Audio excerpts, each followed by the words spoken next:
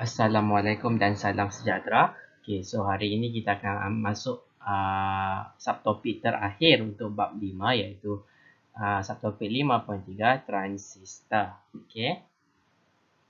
Ini adalah subtopik terakhir. So minggu hadapan kita akan masuk bab 6 lah.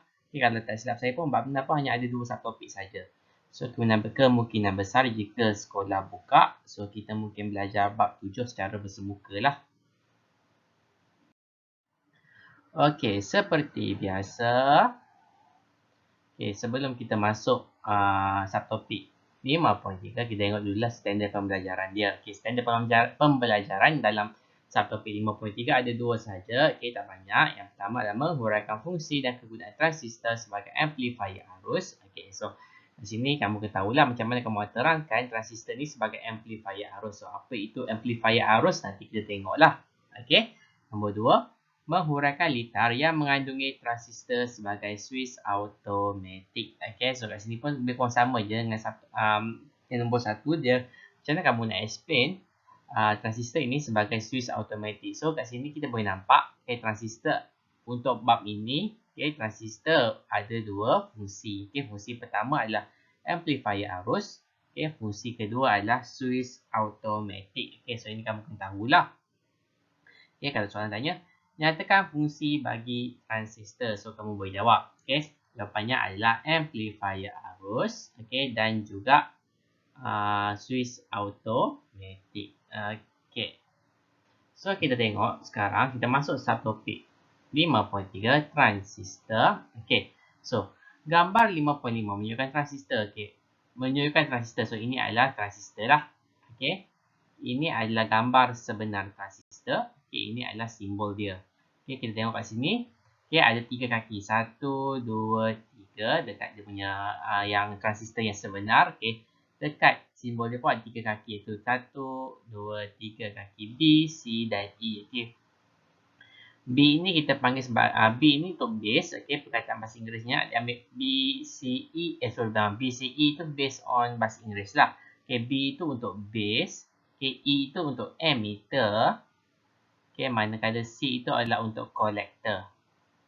So apa itu BEC? So kita tengoklah. Transistor merupakan satu komponen elektronik yang mempunyai 3 terminal iaitu pengeluar, E, emitter. E itu untuk emitter. So pengeluar tu adalah emitter tu adalah pengeluar dan emitter itu adalah benda yang sama. Kemudian kita ada tapak, B besar, ataupun base, dan juga kita ada pengumpul, C, collector. So kena tahulah. Kena tahu kat mana tapak B, C dengan A. Biasa kan transistor kita tak perlu tahu sangat. Yang kena tahu ni kedudukan B, C, A ni. Pada simbol dia. Yang ada anak panah ni adalah E, emitter. Yang tak ada anak panah ni C. Yang tengah-tengah ini adalah B. Ni kamu kena hafal lah. B, C, E. Yang ada anak panah itu adalah E. Yang confuse E dengan C lah. B ni senang nak ingat sebab dia lain. E dengan C ni jangan confuse. Yang penting kat E tu mesti ada anak panah. Sama ada anak panah keluar ataupun anak panah masuk. So kita tengok kat sini. Pengeluar berfungsi membekalkan pembawa cas kepada pengumpul. So ini adalah fungsi pengeluar membekalkan pembawa cas kepada pengumpul. B merupakan tapak, merupakan lapisan nipis di bahagian tengah transistor untuk mengawal pengaliran pembawa cas daripada pengeluar ke pengumpul. Dan C, pengumpul pula berfungsi untuk menerima pembawa cas daripada pengeluar. So ni kamu kena hafal lah. Kamu kena hafal fungsi B, C, E. Tapi based on apa yang saya jumpa macam tak pernah keluar lagi lah. Ataupun mungkin jarang keluar lah untuk soalan subjektif. Kertas 2 ataupun kertas 3. So kena tahu terdapat 2 jenis transistor iaitu transistor NPN dan transistor PNP. Kalau kamu perasan NPN dan PNP macam diode kamu belajar hari tu. Kalau diode hari tu P dengan N ataupun N dengan P. Bergantunglah. Tapi kalau transistor dia ada 3. Dia ada 3 kaki. So bila 3 kaki maksudnya dia ada 3 jenis semiconductor. So sama ada kita buat PNP ataupun NPN. NPN. So ada dua transistor. Okey.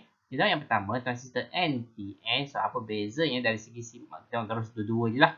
Kita buat perbandingan antara NPN dengan PNP. Okey. So kalau kita tengok dari segi apa kita panggil simbol dia. Okey. Kita tengok simbol dia ni. Okey. Simbolnya sama sahaja. Okey. Yang bezanya adalah kita tengok pada pengeluar. Okey, pengeluar. Kalau pengeluar untuk NPN, okey, anak panah itu keluar. Manakala PNP, okey, anak panah itu masuk. Inilah anak panah ini saya maksudkan. Okey. So ini pun perlu tahu jugalah, okey. Tapi soalan jarang suruh kamu lukis yang ini. Biasanya soalan suruh lukis simbol ini, yang ini. Okey, soalan suruh lukis yang dua ini. Kamu kena bezalah NPN dengan PNP. Okey, kalau saya kamu hafal satu saja. Terpulanglah nak hafal NPN atau nak hafal PNP. Okey. Hafal satu ni automatik, satu ni kamu akan tahulah sebab dia akan terbalik. Okey. So kita kat sini simbol yang ini. Okey. So nampak kat sini NPN, jenis N, jenis P dengan jenis N. Jenis P berada di tengah-tengah, di mana tapak ini disambungkan kepada jenis P. Terminal tapak ini disambung kepada jenis P. Manakala PNP, tapak ini disambung kepada jenis N. Okey. Tapi macam saya kata tadi, okey, dia jaranglah tanya yang ini. Okey. Yang ini dengan yang ini jarang ditanya. Biasanya memang ini. Okey. So, cara saya hafal NPN, okey. Cara saya hafal macam apa kita panggil lah. Saya hafal yang tengah ni lah, P kan. NPN. So, P dengan PNP. So, P ni, okey, anak panah keluar. So, saya anggap macam yang bulat ini adalah rumah. Okey. So, P tu kalau kita orang Kedah, okey, kalau kita, saya pun bukan orang Kedah. Kalau orang Kedah kata, hang nak pergi mana tu? Okey. So, lebih kurang P tu, kalau kita anggap orang tu nak keluar daripada rumah, so, P tu merujuk kepada keluar lah. Okey, ini contoh ya, bukannya actually kalau P ni nak pergi mana sebenarnya. So, kita boleh anggap kalau ini rumah, kalau P tu, so P tu merujuk bahasa orang Kedah punya logat, so dia keluar. Okay, NPN, hang nak pergi mana? So kita anggap dia keluar daripada rumah. So kalau nak hafal PNP pun, so boleh juga.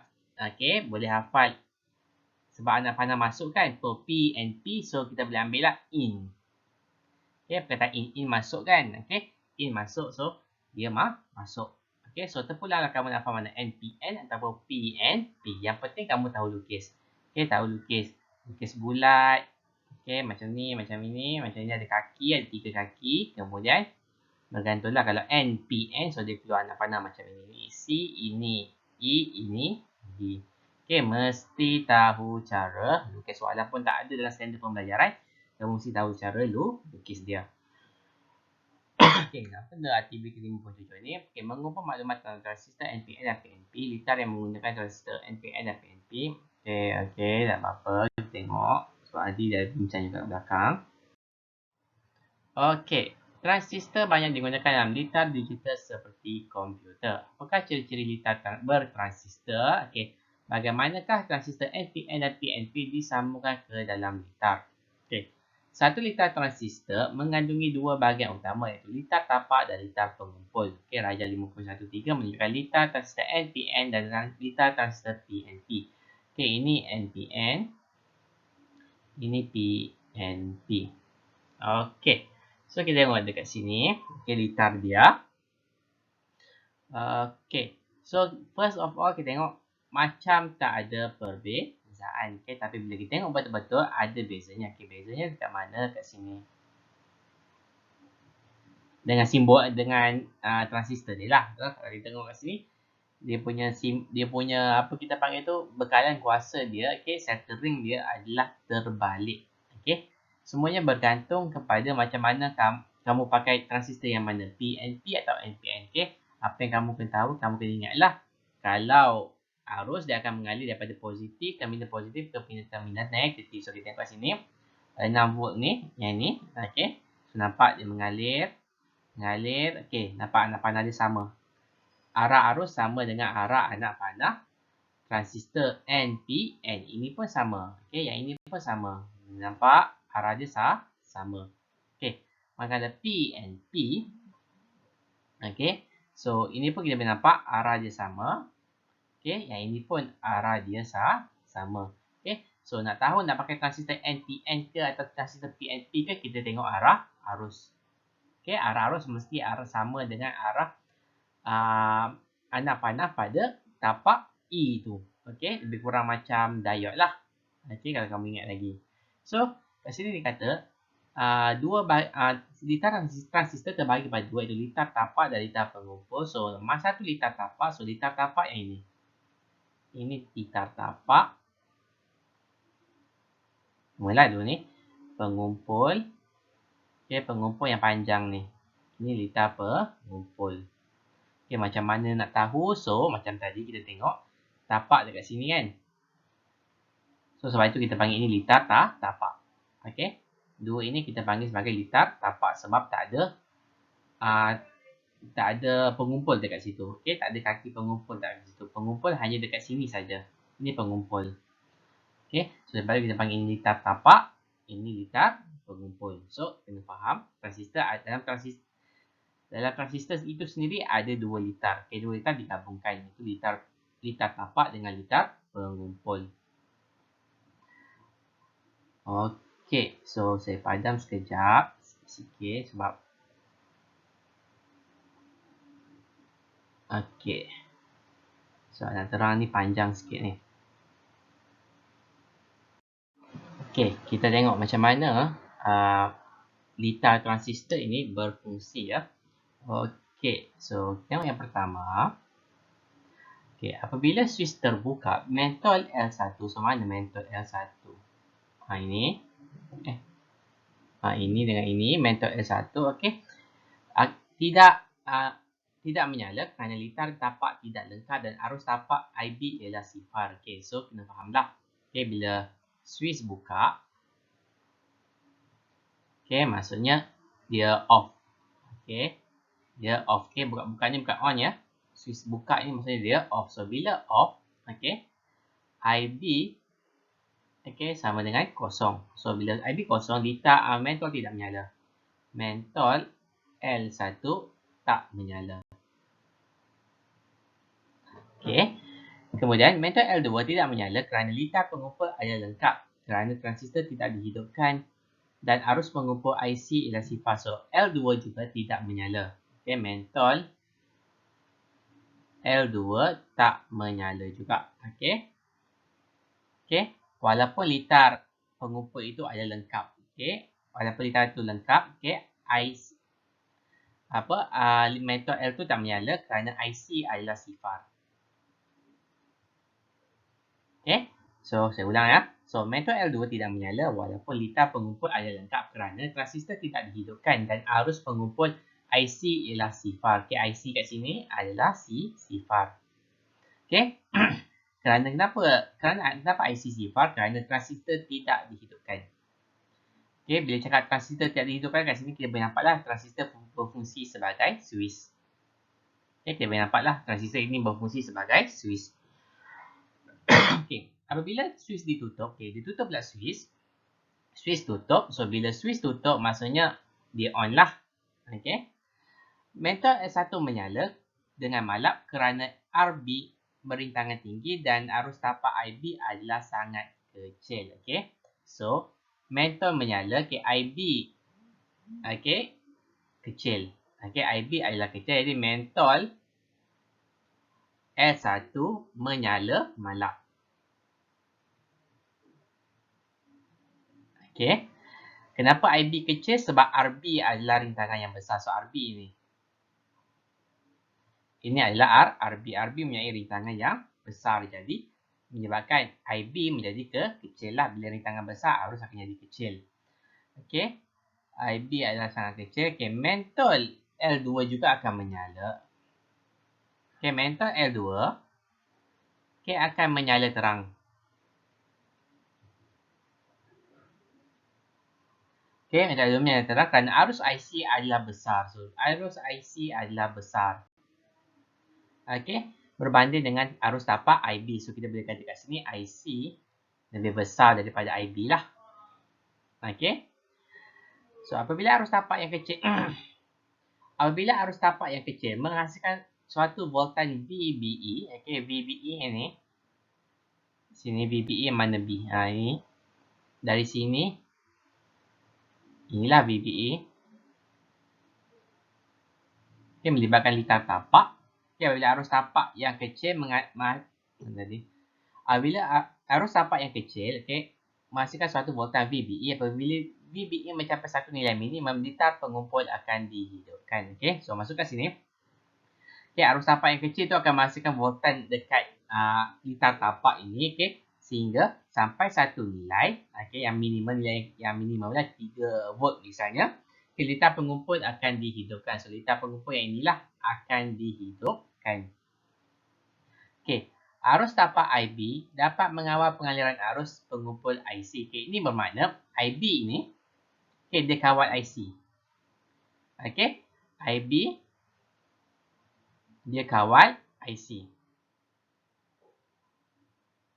Okey, keadaan ini membolehkan transistor bertindak sebagai switch lah. Okey, rintangan RB adalah besar untuk menghadkan arus tapak IB supaya transistor tidak menjadi panas dan terbakar. So, RB ini, okey, rintangan RB mesti besar. Okey, kenapa rintangan RB besar? Supaya arus IB jadi kecil. Okey, bila arus IB kecil, okey, akan terhasil IC yang kuat. Okey, arus pengumpul yang tinggi. Okey, ini sebenarnya yang nak disampaikan dalam apa kita panggil ni? Prinsip kerja ini sebenarnya yang utama dia lah. Okey, tapi yang ni kat mana kamu tak perlu tahu, perlu tahu juga mana yang malap, mana tak menyala, mana menyala terang. Okey. Apa yang kata kat sini adalah rintangan B adalah besar. Rintangan B tu adalah B ni merujuk pada tapak, litar tapak. So, rintangan pada litar tapak yang ini, okay, yang saya bulat ni, ada dua ni, okey, adalah besar. Okey. Bila besar, so IB yang terhasil adalah kecil. Arus tapak yang terhasil adalah kecil. Okey. Bila arus tapak kecil terhasil, okey, akan menghasilkan arus pengumpul yang sangat tinggi. Okey. Akan menghasilkan arus pengumpul yang sangat tinggi. Okey. Kenapa RB ini besar? Supaya transistor tidak menjadi panas dan terbakar lah. Itu dia punya sebab. Okey. So, kat sini kita nampak. Okey. Jelas kat sini kita nampak yang bahawa transistor ini berfungsi sebagai amplifier arus. Okay, amplifier arus. Okay, amplifier ini amplify, membesarkan. Okay, so saya kata tadi IB ini kawal IC. IB kawal IC. So, IB yang kecil akan menghasilkan IC yang besar. Faham tak masuk kat sini? Ini sebenarnya dua ini. Sebenarnya apa yang nak cerita sebenarnya kat sini? Okay, dua ini. Okay, IB akan kawal IC. IB yang kecil akan menghasilkan IC yang besar. Okay, IB ni tak boleh besar sangat. Okay, sebab IB kalau besar sangat, takut transistor itu terbakar. Okay.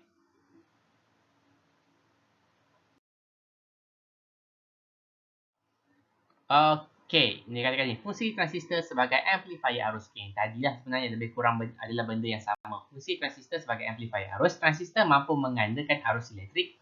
Dalam Rajah 514, sebuah suara penyanyi dapat diamplifikasikan melalui sistem pembesar suara. Okey, so kat sini kita berkata pembesar suara ini fungsinya besarkan suara lah. Okay, so dia ada kaitan dengan transistor, okay, amplifier arus. Okay, ini kalau kita tengok kat sini, so ini adalah litar transistor NPN, okay, P, okay, anak panah keluar. So, kita tengok lebih kurang sama sahaja dengan yang litar sebelah, okay. Beza tak ada mentol dekat litar pengumpul, tak ada mentol, okay, litar tapak pun tak ada mentol, okay, tapi dia boleh nampak kat sini. Ingat, ini adalah RB tadi. Rintangan perintang pada litar tapak. Okey, nampak nilai 2.2 kilo. Okey, ribu nilai dia. Okey. So, catakan bacaan A1 dan A1 sebagai IB dan A2 sebagai IC dalam jadual. Okey, dibaca kat sini 2.2, 3.9, nilai makin lama makin besar. Okey. Okey, so kita tengok kat sini. So, tentukan kecurangan graf dan hitungkan faktor pengandaan amplifier beta. Okey, ini ada rumus dia lah. Amplifier IC bagi IB. Okay, ini rumus dia. Okay, tengok apa yang berlaku dekat slide seterusnya. Okay, kat sini kita boleh nampak lah. Secara general kita boleh nampak IB. Okay. Yang 8.2 ni, okay, paling rendah. Okay, ini paling tinggi. So, kita tengok nanti apa berlaku pada IC lah. Okay, ini dia yang berlaku. Okay, berdasarkan aktiviti 5.8, anda akan memperoleh graf IC melawan IB menunjukkan satu garis lurus bagi titik asalan dengan kecenderungan positif seperti tunjuk ni lah. So, kalau berdasarkan graf ni, kita boleh kata IC berkadar terus dengan IB lah. Okay. Hal ini membuktikan bahawa apabila tiada arus mengalir, IB sama kosong, maka tiada arus pengumpul. So, bila kata kat sini, bila mula dengan asalan, maksudnya bila IB kosong, IC pun kosong. Okay, bila IB kosong, IC pun akan jadi kosong kat sini lah. Titik dia. Semakin bertambah arus tapak, semakin bertambah arus pengumpul IC. Nilai kecenderungan backdraft ini merupakan pengandaan amplifier beta. Okay, inilah pengandaan amplifier beta. Okay, sebenarnya eksperimen ini sebenarnya kita nak cari nilai pengadaan amplifier ni lah maksudnya. Okay, so kita akan tengok kat sini. IB bertambah. Kita boleh nampak IC pun akan bertambah. Okay, tapi kamu tengok kat sini. Nilai maksimumnya 0.5 untuk IB. Untuk IC nilai maksimum 78. Nampak tak nilainya? Berkali-kali ganda lebih besar tu saya kata tadi. IB ini kontrol IB kontrol IC. Okay, IB naik sikit, IC akan naik banyak. Okay, ini maksud dia lah. Okay, boleh nampak kat sini. Nilai kat sini ambil 0.5 adalah setara dengan 78 mA. 0.5 mA setara dengan 78 mA. So, dia buat cari pengandaan amplifier beta dia dapat 156. Maksudnya 156 kali ganda lah. Okay, so kiranya litar tadi tu boleh menggandakan arus sebanyak 156 kali ganda. Okay. Pertambahan arus tapak IB yang kecil akan menghasilkan perubahan yang besar dalam arus pengumpul IC. Dengan ini, transistor berfungsi sebagai amplifier arus. Ini apa yang saya cakap tadi lah. Okay. Berfungsi sebagai amplifier arus. Dalam suatu litar, okay. So, saya harap kamu faham lah apa transistor sebagai amplifier arus. Okay. Seterusnya, dalam suatu litar bertransistor, bekalan kuasa atau bateri akan membekalkan beza keupayaan yang tetap. Okay, transistor memerlukan suatu beza keupayaan VB yang melebihi voltan minimum untuk berfungsi. Okay. So, VB ini perlu ada nilai dia lah yang minimum. Okay, contoh dapat 3 volt. So, kalau VB ini 3 volt, okay, jadi kalau litar tapak terima 3 volt, jadi barulah transistor itu boleh dihidupkan lah. VBE yang melebihi voltan minimum untuk berfungsi. Untuk memperoleh beza keupayaan yang kecil ini, suatu litar pembahagi voltan boleh digunakan. So, ini adalah litar pembahagi voltan. Okay, ini adalah litar pembahagi voltan. Okay, kalau kamu ada buku yang dulu-dulu, okay, kalau kamu ada buku yang dulu-dulu, buku KBSM, okay, rupa dia macam ini. Sama je sebenarnya. Okay, yang ini dia tak sebelah sini. Okay. Tapi tak ada beza pun. Okey, tak ada masalah. Okay, dalam kaedah pembahagi voltan, dua perintah dengan rintangan R1 dan R2 perlu disambung secara bersiri. So, R1, R2 disambungkan secara bersiri dengan kuasa Vin. Vin ini input lah. Okay. Seperti yang ditunjukkan darjah 5.17. Disebabkan arus yang sama mengalir melalui kedua-dua perintah, maka hubungan antara voltan dengan rintangan adalah seperti persamaan. So, kena hafal ini. Ini kamu kena hafal. V out sama dengan R2, R1 tambah R2 darab V in. Okay. Biasa soalan macam ini, biasa disuruh kamu cari R2. Nilai R2 ataupun nilai R1. Ataupun, okay, kalau kamu cari R1, gantikan ini dengan R1 lah. Gantikan R2 ini dengan R1 saja. Okay. Tapi dalam kes ini kebiasaannya dia memang suka suruh kamu cari. Sekejap ya. Mana eraser?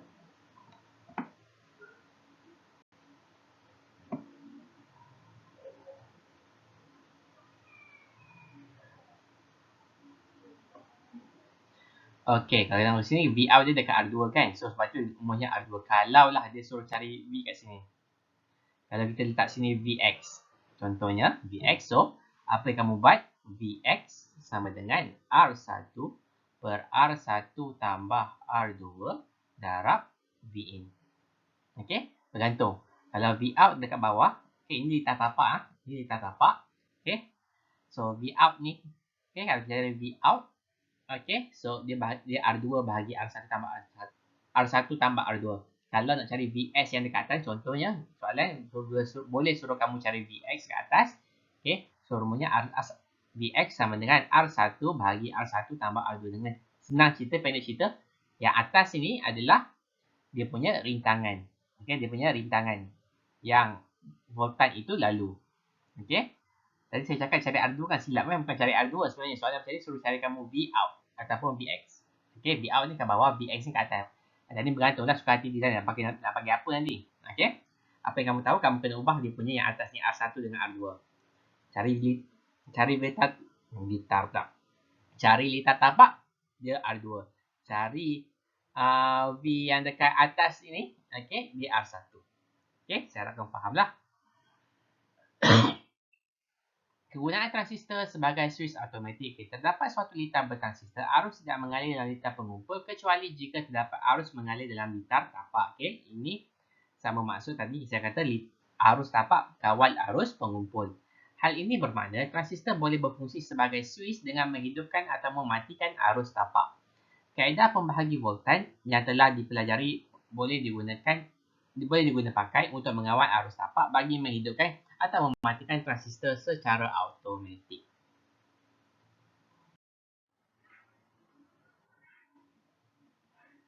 Okey. So ini adalah litar perintah peka cahaya dalam switch kawalan cahaya. So bila bercakap tentang cahaya, so ada dua lah kita boleh faham. Okey, cahaya malap dan juga cahaya terang. Okey. So perintah peka cahaya ialah sebenarnya perintah. Nilai rintangannya berubah dengan keamatan cahaya.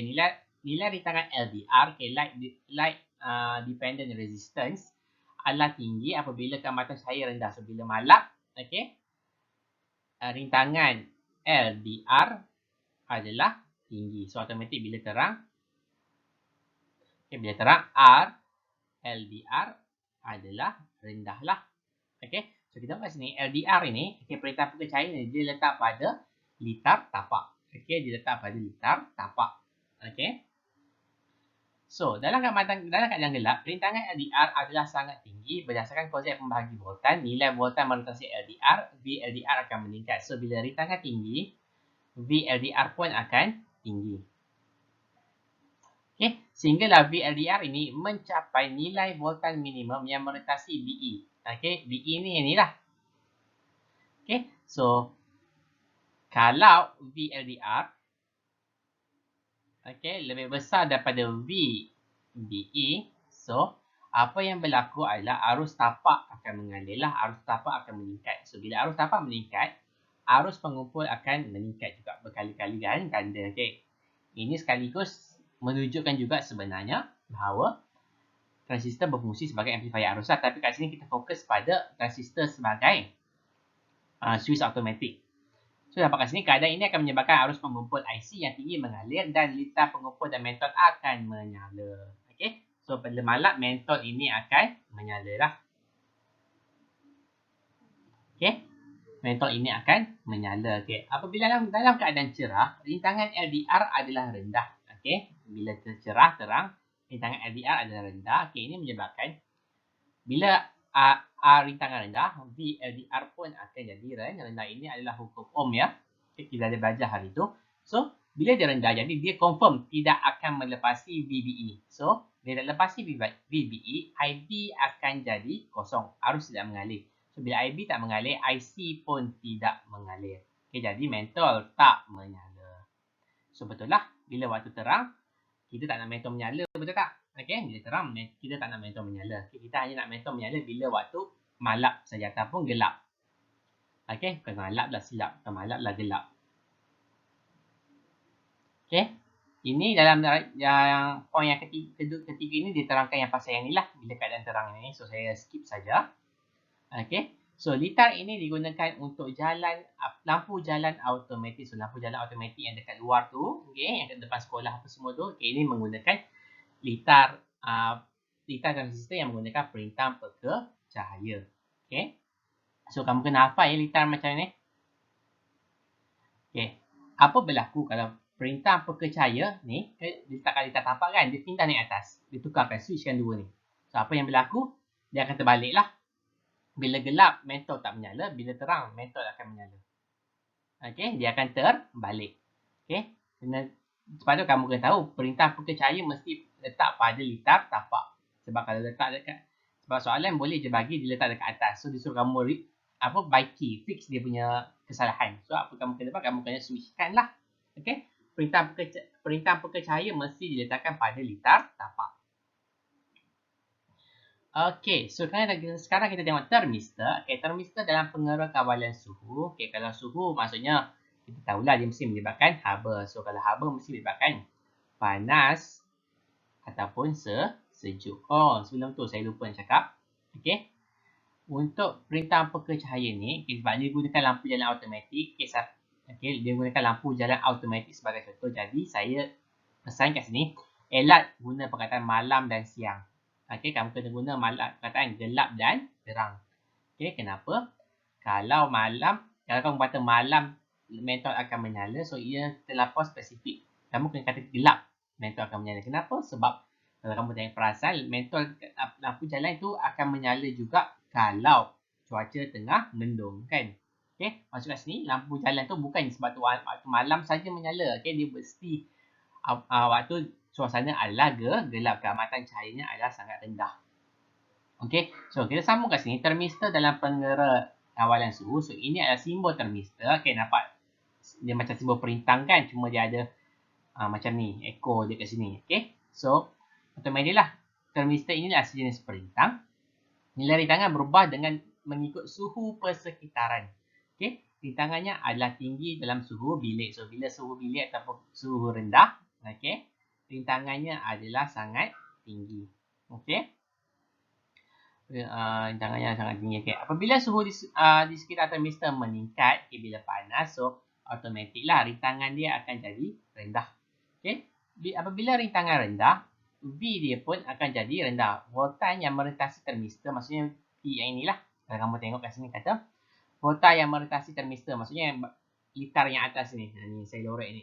Okay, voltan merentasi termistor yang inilah. Okay, adalah jadi rendah. Okay. So, bila V mengikut konsep pembahagi voltan, apabila voltan merentasi termistor berkurang, V ini berkurang, so automatik VR ini akan meningkat. So, VR, okay, voltan yang merentasi perintang, okay, perintang ini, VR ini berada pada litar tapak. Yang termistor tu tak ada nama, litar kat atas ni kita tak ada nama. Okay, tak ada nama lah. Okay, so VR ini akan meningkat. Okay, kalau ini meningkat, kalau atas ini berkurang, bawah ini akan meningkat. Kalau atas ini meningkat, bawah ini akan berkurang. Okay. So, apabila nilai VR melebihi voltan merentasi, so sekarang VR ini dah tinggi. Bila VR ini, dia akan sama konsep macam yang VLDR atas ni tadi. So, bila VR tinggi, okay, sehingga melepasi voltan minimum untuk yang merentasi B dan E, okay, arus tapak akan mengalir. IB akan mengalir. Okay, bila IB mengalir, IC pun akan mengalir. Okay, IC pun akan mengalir, akan menghidupkan dalam kes ni apa? Mentol. So, mentol ini akan dihiduplah. Okay, dapat dihidupkan. Kalau ini menghasilkan nilai arus mengumpul, mentol akan menyala. So, dalam kes ini gunakan mentol. Okay, so mentol akan menyala. Okay. Dalam konteks ni sebenarnya mentol ini menyala membuktikan bahawa arus itu mengalir lah. Okay, arus ada mengalir. Okay, biasanya mungkin kalau cuaca panas mentol menyala macam tak logik sebenarnya sebab lagi panas. Okay, sepatutnya mungkin mentol ini boleh diganti dengan aircon ke atau apa-apalah. Okay, benda yang boleh menunjukkan kamu kipas automatik ke. Okay, biasanya kipas automatik biasanya. Okay, so kemudian kat sini, so apa berlaku kalau bila keadaan sejuk, bila suhu rendah? So bila suhu rendah, rintangan pada termistor akan jadi tinggi. Jadi bila rintangan termistor ini akan jadi tinggi, so voltan yang merentasi termistor pun akan jadi tinggi. So, bila voltan melintasi termistor akan jadi tinggi. So, voltan yang melintasi perintang, voltan pada lintah tapak itu akan jadi rendah. So, bila rendah, IB tak mengalir. IC pun tak mengalir. Jadi, mentol tak menyala. Okay, dia terbaliklah macam tadi. Okay. Kat sini saya nak tekankan pembagi voltan. Saya lupa nak cakap. Contohlah kalau sebab ni bagi 6 volt kan. So, ini 6 volt, so automatik lah. Voltan melintasi dari sini ke sini. Okay, adalah 6 volt.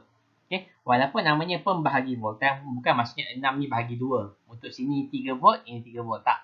Okay, walaupun namanya pembahagi voltan. Okay. Kalau di melintasi termistor ini kamu dapat 2 volt, okay, automatik yang litar tapak ini, voltan melintasi litar tapak, kamu akan dapat 4 volt. Okay, 4 tambah 2 dapat 6. Okay, kena faham walaupun namanya pembahagi voltan, maksudnya tapi dia bukan bahagi. Okay, dia bukannya bahagi. Dia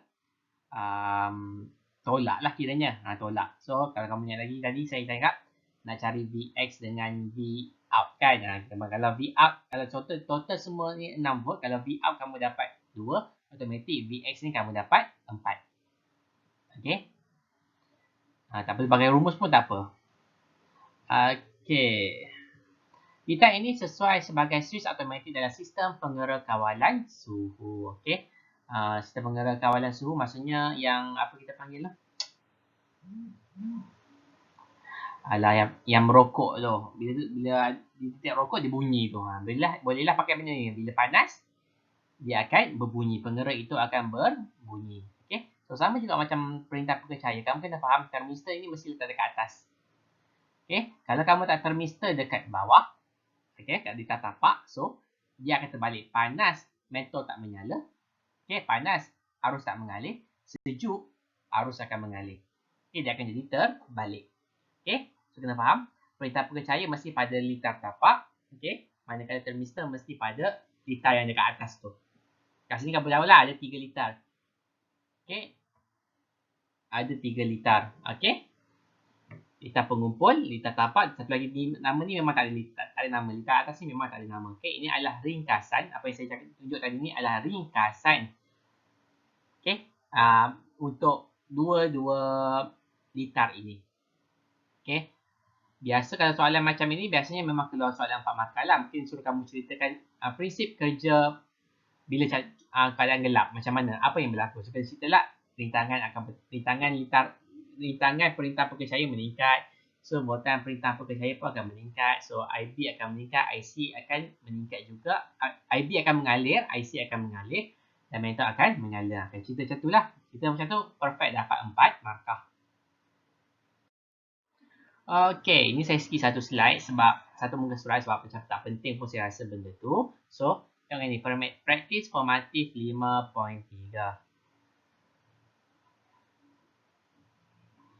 Okay, sebelum tengok practice formatif 5.3, okay, so soalan untuk hari ini, saya lupa nak bagi. Okay, soalan untuk hari ini, okay. Apa saya nak bagi ya? Bulan gelombang.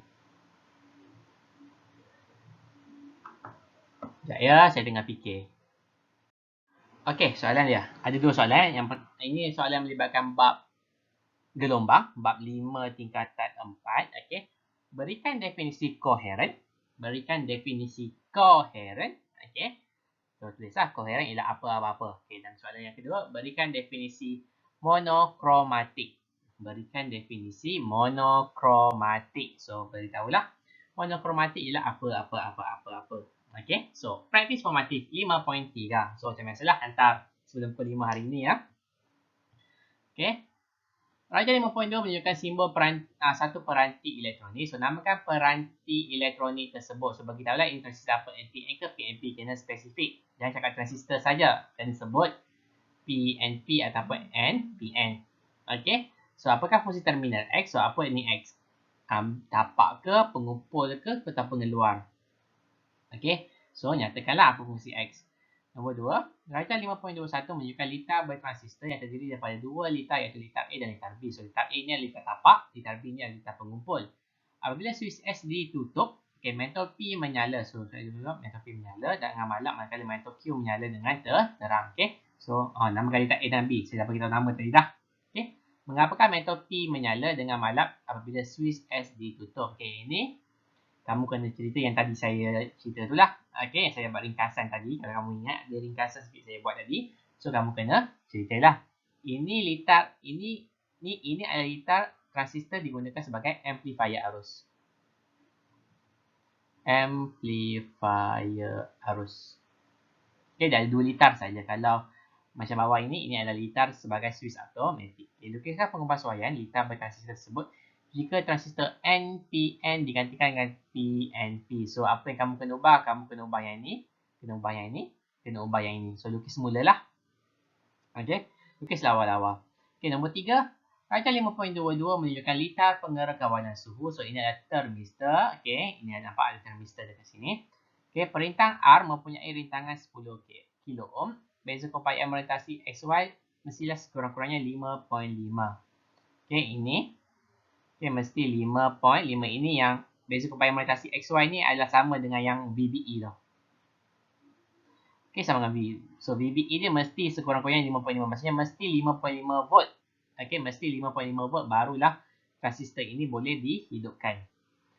Okay, untuk menyalakan mentol 6 volt 60 mA. Berapakah rintangan termistor RT apabila mentol itu menyala? So, RT. So, tanya RT kat sini. So, kamu kena guna rumus yang tadi je lah.